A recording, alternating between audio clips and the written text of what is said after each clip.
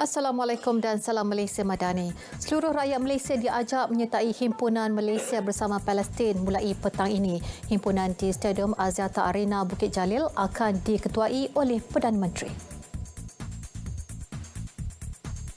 Sekitar jam 9 kita akan ada lintas langsung dengan RTM dari lokasi dan saya juga difahamkan ada beberapa media yang lain yang turut akan membantu memberi sokongan kepada himpunan ini dan saya harap ramai yang akan hadir dan juga bersama kita.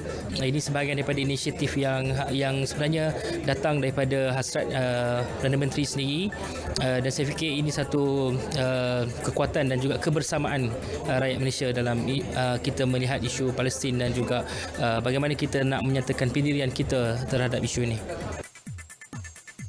Akta Dadah Berbahaya 1952 akan dipinda bagi membolehkan hukuman lebih berat dikenakan. Timbalan Perdana Menteri Datuk Seri Dr. Ahmad Zahid Hamidi berkata, 3 matlamat utama digariskan dalam usaha membentras gejala dadah yang semakin membimbangkan. Beliau dalam satu kenyataan menjelaskan ia meliputi tindakan menghalang aktiviti penyeludupan dan pengedaran, luaskan akses kepada rawatan dan pemulihan serta meningkatkan daya tindak individu.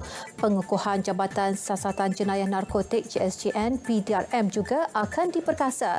Sementara keperluan mewujudkan peruntukan undang-undang dalam menyelia platform e-dagang bagi membentras pembelian dan penghantaran dadah menerusi aplikasi dalam talian akan diteliti. Datuk Seri Dr. Ahmad Zahid juga pengerusi Jawatankuasa Kabinet membentras gejala dadah JKMD mempengerusikan mesyuarat JKMD bilangan 2 tahun 2023 di Ibu Negara. Seorang pesara kerugian lebih RM127,000 selepas diperdaya sindiket phone scam yang menyamar sebagai pekerja syarikat Korea dan juga pegawai polis. Ketua Polis Datuk Seri Muhammad Yusri Hassan Basri berkata wanita berusia 61 tahun itu menerima panggilan pada 25 September lalu. Mangsa diperdaya oleh suspek yang menyamar sebagai pegawai polis untuk mengemukakan gambar muka hadapan kad bank milik pengadu kepada mereka. Mangsa menyedari ditipu selepas anak perempuannya memeriksa telefon bimbit. Sebanyak 3 kali transaksi dilakukan ke atas 3 akaun bank milik individu berlainan sepanjang tempoh antara 9 hingga 10 Oktober. Kes disiasat di bawah Seksyen 420 Kanun Kesiksaan. Lembaga Pembangunan Langkawi Lada optimis capai sasaran 3 juta pelancong menjelang akhir tahun ini. Meski berbaki 2 bulan terakhir, namun terdapat 15 acara yang dirancang di Pulau Pelancongan itu. Dan menurut Timbalan Ketua Pegawai Eksekutif Lada, bahagian pengurusan sehingga September, Langkawi mencatatkan kehadiran 2.04 juta orang pelancong. Jelasnya usaha menarik pelancong terus diperhebat dengan kerjasama dari semua pihak termasuk Tourism Malaysia. Beliau berkata demikian pada penutup Northern Paintball Super League NPSL Grand Final 2023 Lada Cup di Kompleks Sukan Langkawi.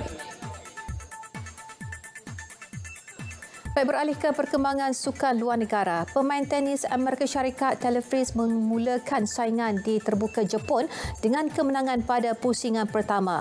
Fritz berjaya menewaskan pemain dari Great Britain Cameron Norrie 6-4, 6-3. Pemain nombor 10 dunia itu mengambil masa 1 jam 20 minit untuk menewaskan Norrie. Fritz dijangka menentang pemain wildcard Jepun Shintaro Mochizuki pada pusingan kedua.